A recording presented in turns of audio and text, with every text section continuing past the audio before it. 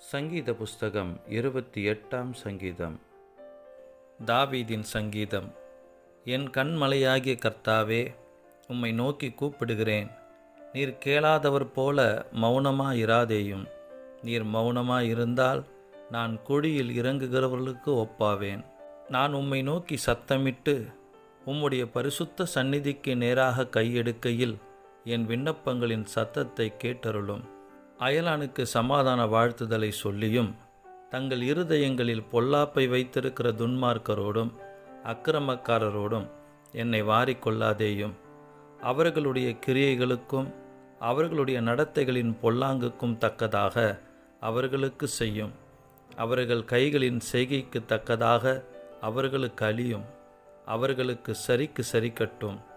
அவர்கள் கர்த்தருடைய செய்கைகளையும் அவர் கரத்தின் கிரியைகளையும் கவனியாதபடியால்